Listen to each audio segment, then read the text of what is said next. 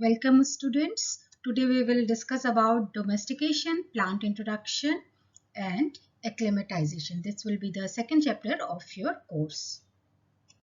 Domestication. What is domestication?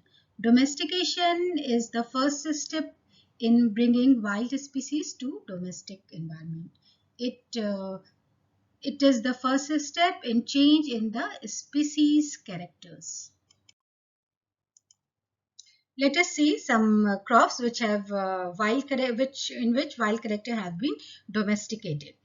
In number one is barley and wheat, in which high dormancy is wild character, while low dormancy is domestic character. In cucurbit, more bitterness is wild character, while less bitterness is domestic character. In cereal, millets, long plant are wild character, while dwarf plant are domestic character. In jute, sugarcane, fodder crops, dwarf plant are wild character, while long plants are domestic character. In cotton, pigeon pea, long maturation period is wild character, while short maturation period is domestic character. In crops, small grains and fruits are wild character, while large grain and fruits are domestic character. In banana, sugarcane, potato and sweet potato, less asexual reproduction is wild character, while more asexual reproduction is domestic character. In sunflower, self-incompatibility is wild character, while no self-incompatibility is domestic character. Selection during introduction or domestication. Plant with superior character are selected. This process is called selection. Selection may be natural and artificial. Number one is natural selection. When plants are selected by the natural factors such as climate, soil, disease, insect, etc. This is called natural selection. For example, wild species. And artificial selection, it is selected by, when selection is made by human being, it is called artificial selection. For example, all crop species. Our all crops are result of artificial selection. And selection has caused the reduction in genetic variability.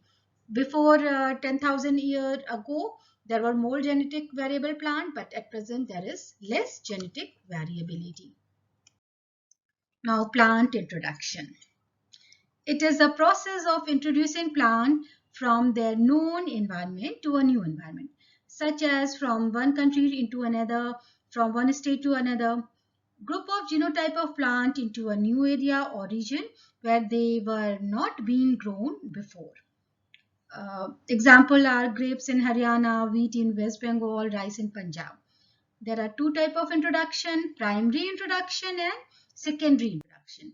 Primary introduction, when the introduced variety is well suited to the environment, new environment, then it is released for commercial cultivation without any change in the genotype.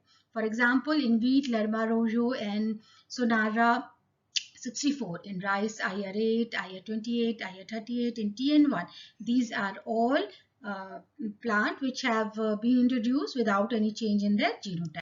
And then come to secondary introduction, when the introduced variety is subjected to selection or used in hybridization program with local variety to develop superior variety with some new character introduced, it is called secondary introduction.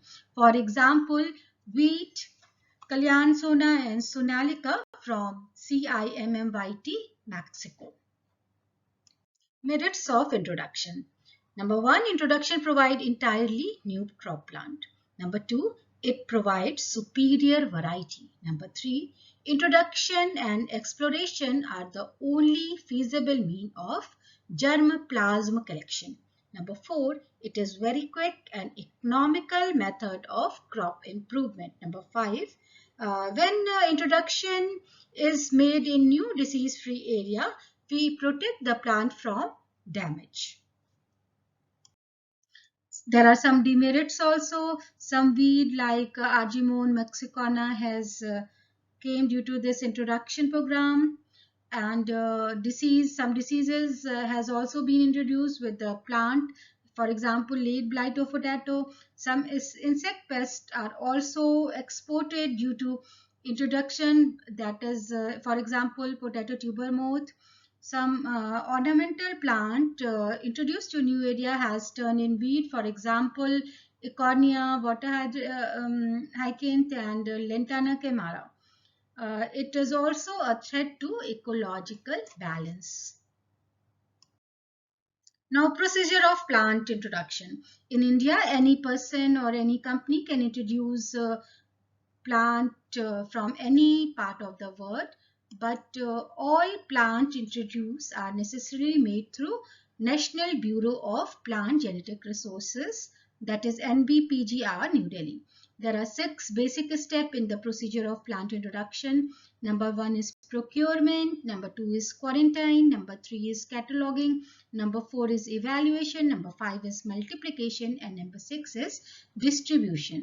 First come to procurement. It is the process of obtaining seed, propagules, or plant products. This can be obtained by 4 methods. It can be by gifting, it can be by exchange, it can be by purchasing, and it can be by exploration. Number 2 is quarantine. On receipt of the plant material, an entry inspection is done by the country for other contaminations such as insect, disease, nematodes, etc. and they are checked. The material are treated with, if they are found some problem, the material are treated with insecticide, fungicide, nematicide, and then they are released for user. Plant material introduced must be free from any contamination. Quarantine center in India. In India, there are 4 quarantine center. Number 1 is NBPGR New Delhi. Number 2 is FRI Dehradun. Number 3 is IBS Kolkata. And number 4 is DPPQS of Government of India, Delhi. Number 3 is cataloging. Cataloging is giving number to the introduction.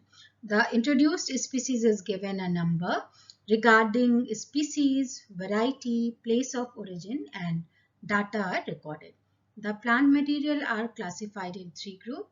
EC is exotic collection, IC is indigenous collection, and IW is indigenous wild collection. Evaluation. To assess the potential of new introduction, their performance at different substations are evaluated, as well as their resistance to disease and pest are evaluated under different environment conditions. In India, new varieties introduced in NBPGR and evaluated in its 5 substation. At 5 substation, yield and other characters are evaluated, and a catalog is prepared on the basis of this evaluation. Number 5 is multiplication. Promising introduced material are propagated. Number 6 is distribution. Propagated material are then released as a variety after necessary trial.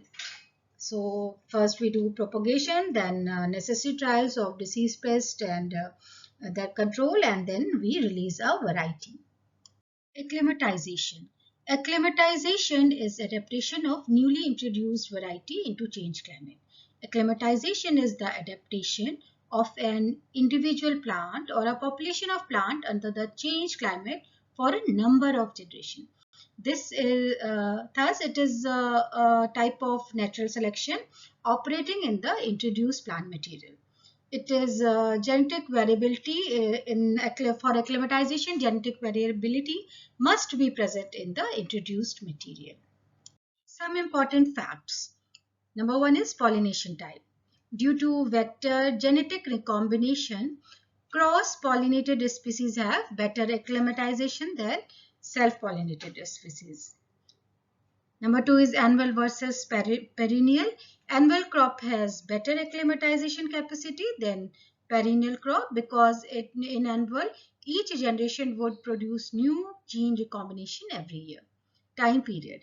If the period of acclimatization is very long, the mutation also play an important role in acclimatization process. So, a small time period is better for acclimatization. Adapted genotype produce more seeds generation by generation. The ratio get rise after many generation, and after many generation only adapted genotype are left. Magnitude of acclimatization. Magnitude of acclimatization depend on 3 factors. Number 1, Acclimatization is directly proportional to genetic variability. It means the more the plant is genetic variable or it is heterozygous, it is more, there are more chances for it to be acclimatized. Acclimatization is inversely proportional to life period. If it has short life period, it is more possible to for acclimatization. Acclimatization is directly proportional to cross pollination. Acclimatization is inversely proportional to self-pollination. There is an important factor which is related to acclimatization or introduction and domestication. The concept was given by A.P. Decandolle. A.P. Decandolle in 1886 was the first scientist who figured out the concept of origin of a species. According to him, cultivated plant, all the cultivated plant originated from wild plant.